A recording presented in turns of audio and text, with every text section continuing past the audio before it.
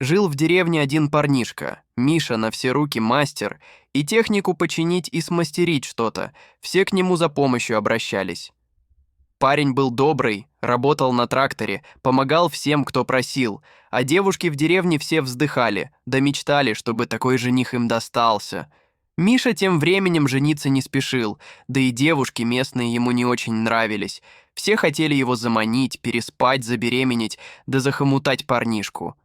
Не было ни одной девушки, которая бы понравилась ему хоть немного. Все какие-то доступные, мысли только поскорее жениться. Вот так сегодня на одного вешается, а завтра появится кто еще в деревне, так она к нему побежит. Жил Миша один, работал, и все его устраивало. Наступила весна, потеплело, люди повыбирались на улицу, на душе как-то стало хорошо. Миша поехал через перелесок, по делам, на своем тракторе. Вдруг видит, на дороге волк стоит. Он ему посигналил, не уходит, фарами помигал, тоже стоит. Может, привязал кто животинку, люди всякие бывают, подумал Миша. Решил выйти аккуратно и посмотреть. Оставил дверь трактора открытой, чтобы забежать обратно, если что. Волк стоял как вкопанный, не привязан, просто стоит и не уходит. Миша начал думать, что же он тут стоит, наверное, охраняет что-то или кого-то. Пока парень думал, как бы объехать волка, не давить ведь, а он стоит посреди дороги. Как вдруг увидел, из-под снега рука торчит. Миша побледнел, бросился скорее откапывать. Волк его не трогал, просто стоял рядом. Так вот, что ты охранял, жертву свою караулил или защищал. Миша не понимал, кто мог такое сделать. Он быстро откопал снег и увидел девушку. Она была жива, но без сознания. Он схватил ее и побежал домой, благо отъехал недалеко. Девушка пришла в себя, тогда Миша сказал: «Подожди здесь, надо технику отогнать, а то от начальства получу. На вот одеяло, грейся пока». Парень побежал к трактору, пригнал его к дому. Зашел домой, девушка сидит на диване, закуталась в одеяло, а перед ней тот самый волк. Видно было, что она испугалась. «Не бойся», — сказал Миша. «Если бы не он, так и не нашел бы тебя никто». Парень попытался расспросить девушку, хотел вызвать скорую, но она замотала головой, чтобы он этого не делал. Она не сказала ни слова. Миша подумал, что, наверное, немая. Оставил пока у себя. Девушка пришла в себя через пару дней, начала помогать что-то по дому. Мише она еще тогда приглянулась. Он был не против. По деревне поползли слухи. Нашел себе Мишка, не пойми кого, еще и немая. Друзья отговаривали: «Зачем она тебе? Ты ведь даже не знаешь, кто она, еще и не разговаривает». Миша и сам все понимал, да и не собирался он ее в жены брать, пока все не узнает. Шли они как-то вместе из магазина. Навстречу им ехал председатель со своим сыном.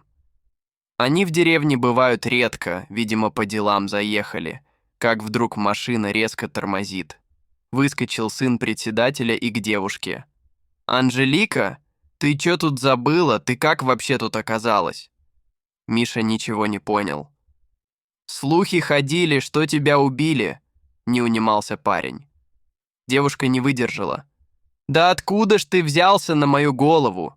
И здесь меня нашел?»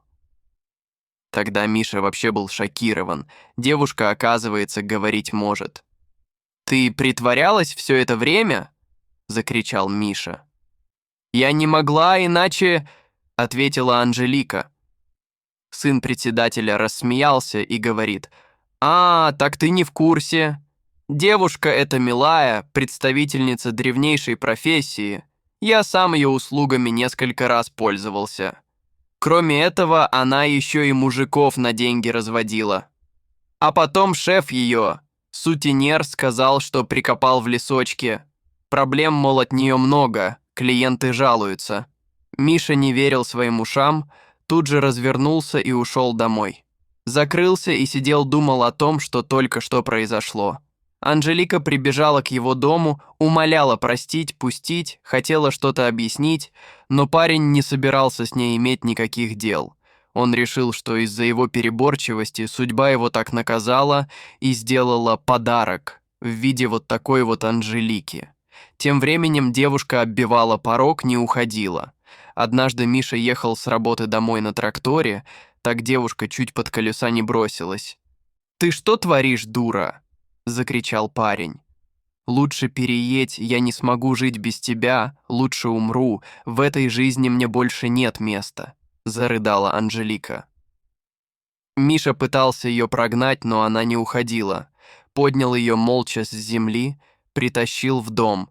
Не разговаривал с ней какое-то время, девушка жила у него, ходила как тень, занималась домашними делами. Вскоре Миша оттаял, простил девушку, дал ей шанс. А через пару месяцев они поженились. Девушка забеременела и родила двойняшек от Михаила. Прошлое и эту историю они больше не вспоминали, жили душа в душу, а волк так и прибился ко двору и остался жить с ними.